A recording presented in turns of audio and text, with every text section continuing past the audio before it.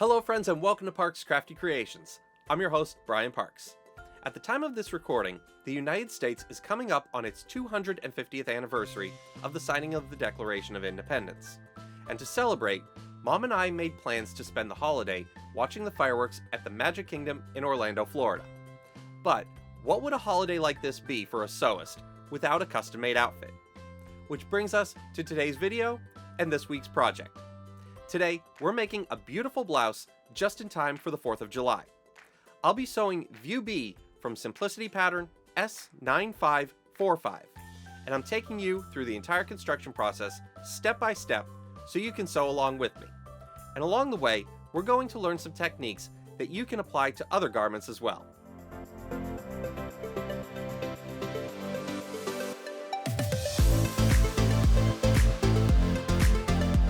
Before we jump into today's project, I have just a little bit of housekeeping.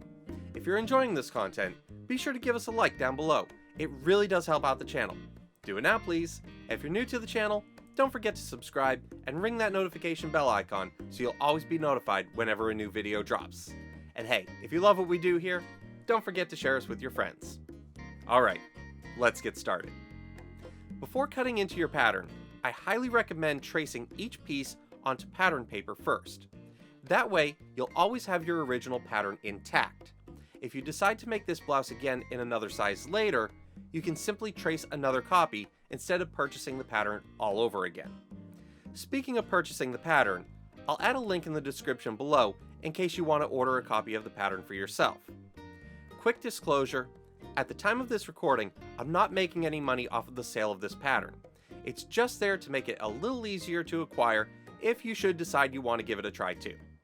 The instruction booklet shows the most economical layout for your fabric width, so it's worth taking a minute to study before cutting. If you're a new sewist, let me know down in the comments if you'd be interested in me doing a deep dive on pattern instructions and what all the terms and symbols mean. One thing I've found that really helps is tracing all of the pattern markings directly onto the fabric with tailor's chalk before I cut everything out. It takes a few extra minutes now, but it saves a lot of frustration later. Be sure to transfer every notch and every dot. Those little markings are your roadmap for putting the garment together accurately.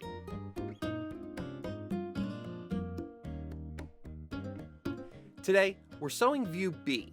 So, once all of our fabric pieces and interfacing have been cut, we can start construction. The first step is to stay stitch the neckline of the upper front pieces and yoke fronts, sewing a 1/2 inch from the raw edge. Stay stitching prevents curved edges from stretching while we handle the fabric.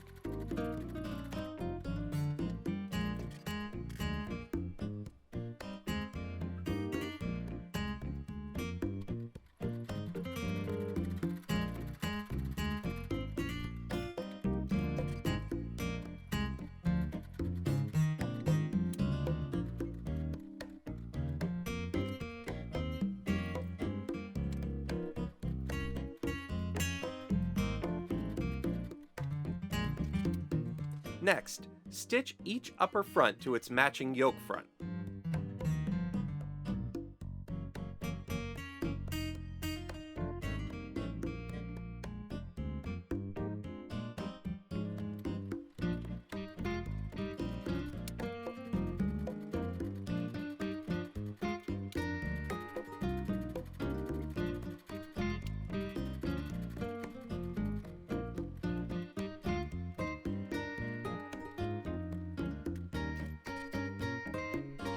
Then, stitch the seam allowances together about 1/4 inch from the raw edge to create a casing for our elastic. Cut 2 pieces of elastic using the guide included with the pattern.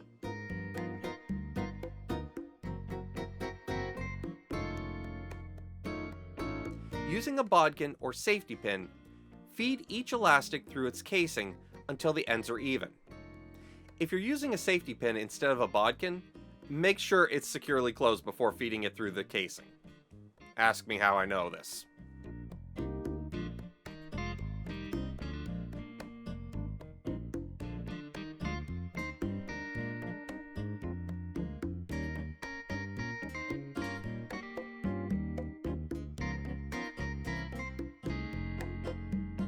Secure both ends with a scant 5/8 of an inch seam. Finish those raw edges using either your serger or an overcast stitch.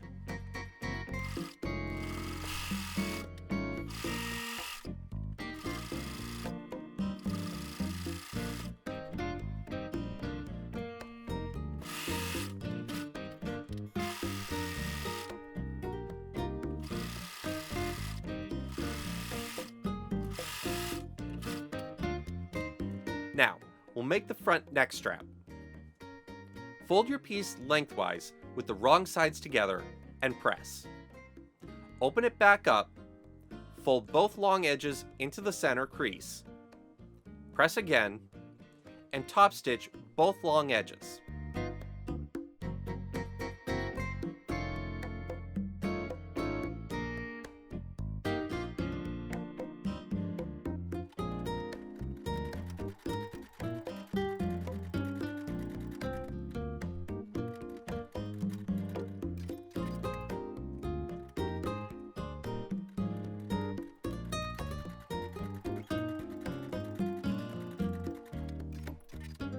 Baste the strap to the left neckline, matching the large dots and the edge of the fabric.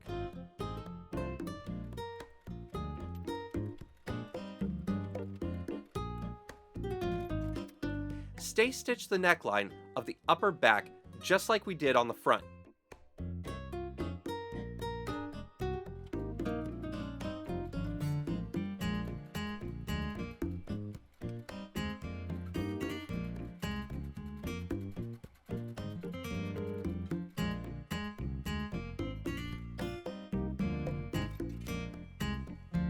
Join the front and the back of the shoulder seams using 5/8 of an inch seam allowance, matching all of the notches carefully.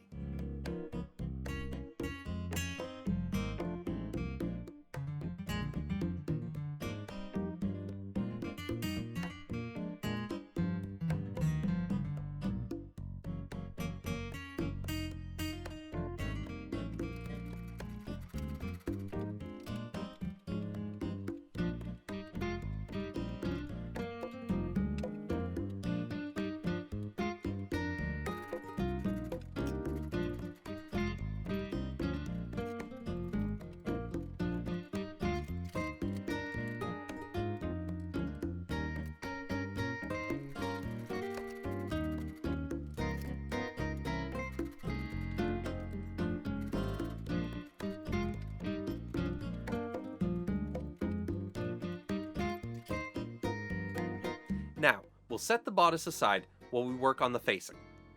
Apply your interfacing according to the manufacturer's instructions to the neck facing pieces.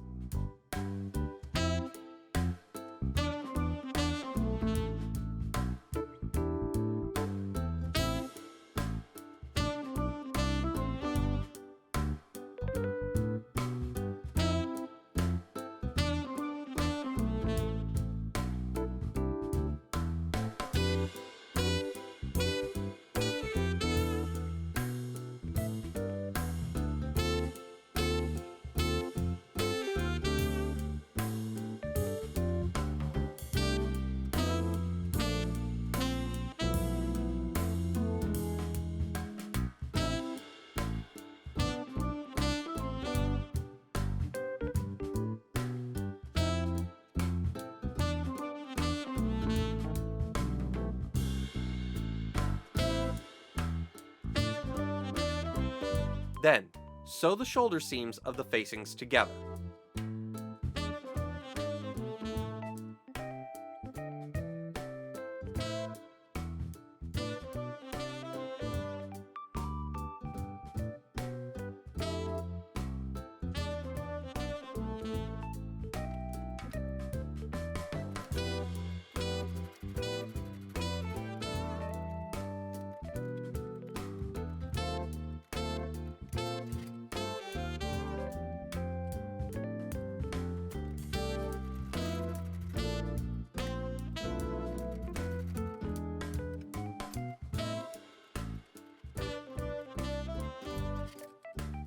Finish the outside edge however you prefer, serging, zigzagging, or simply folding the edge under and stitching it.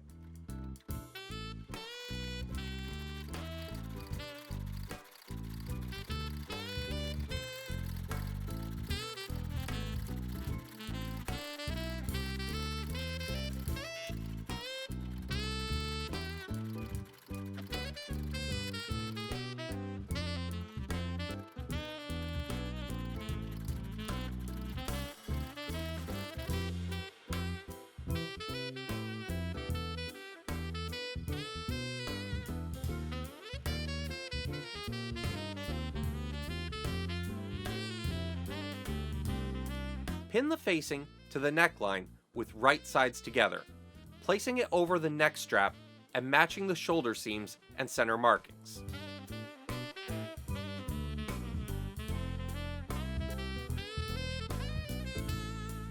Sew around the neckline, stopping and starting 1/2 inch from the large dot on the right neckline. We'll be putting our strap through this opening shortly.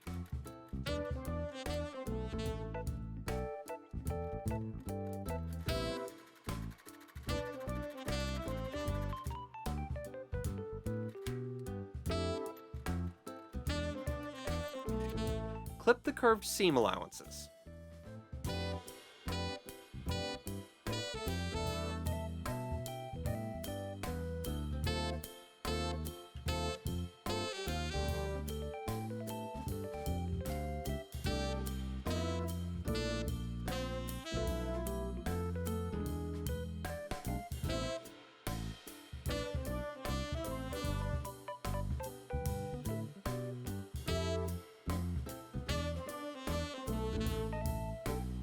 Now for probably the trickiest part of this pattern. Turn the facing to the inside and press. Open only the right neckline edge that we left open.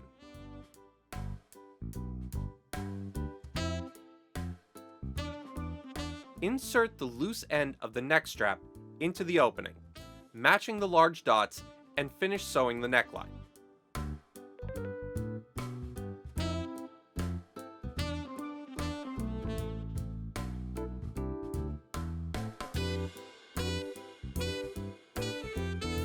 Turn everything right side out and give it another good press.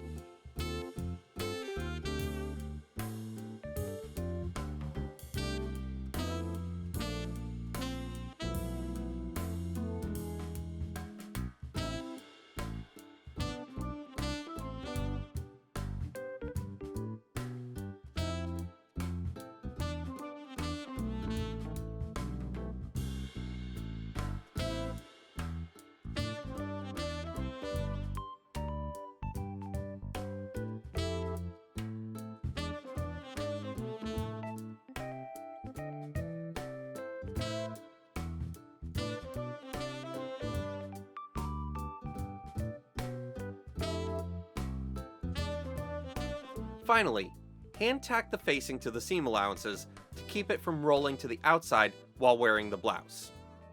Pressing between each of these steps makes a huge difference. I know it's tempting to skip it, but your finished garment will look much more professional.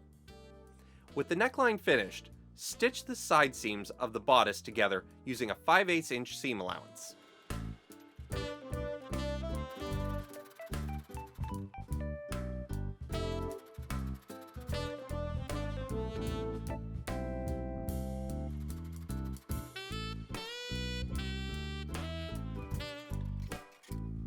Now, let's work on the sleeves. Sew 2 rows of gathering stitches between the notches. The first row goes 1/4 of an inch from the edge. The second row goes 3/8 of an inch from the edge. These threads will allow us to ease the sleeves smoothly into the armhole.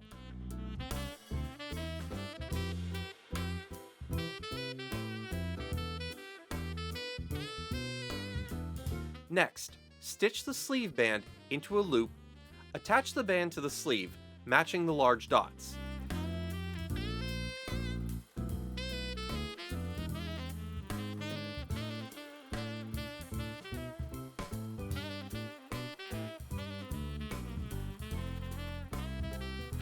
Fold the pressed edge to the inside and slip stitch it over the seam.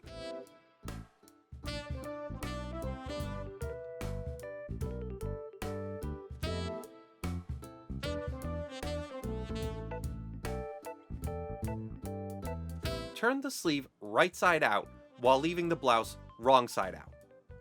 Insert the sleeve into the armhole with right sides together. Match the shoulder dot, underarm seams, notches, and remaining dots. Adjust your gathers until they're evenly distributed. Stitch around your sleeve with a 5/8 of an inch seam allowance. You can finish the raw edges of your sleeve by serging around it like I did, or by using pinking shears or a zigzag stitch. If your sleeve isn't fitting quite right, don't force it. Double check that all of your notches are matched correctly first. Most sleeve problems come from one notch being slightly off. Now, let's finish the lower portion. Sew the side seams of the front and back lower sections together.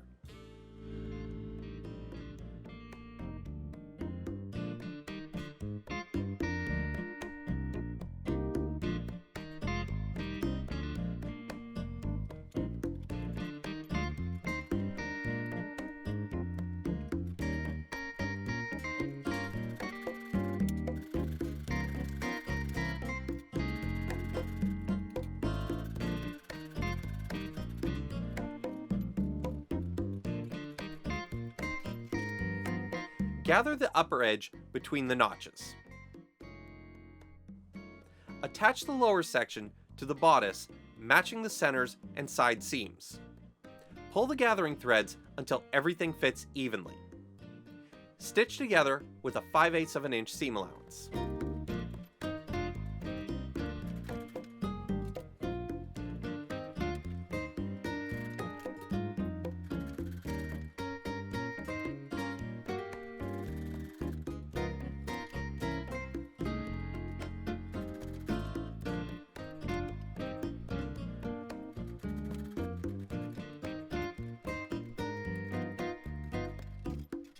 We'll finish the raw edge in the same manner as we've done for the rest of the blouse. For the lower edge, we'll fold it under and give it a narrow hem.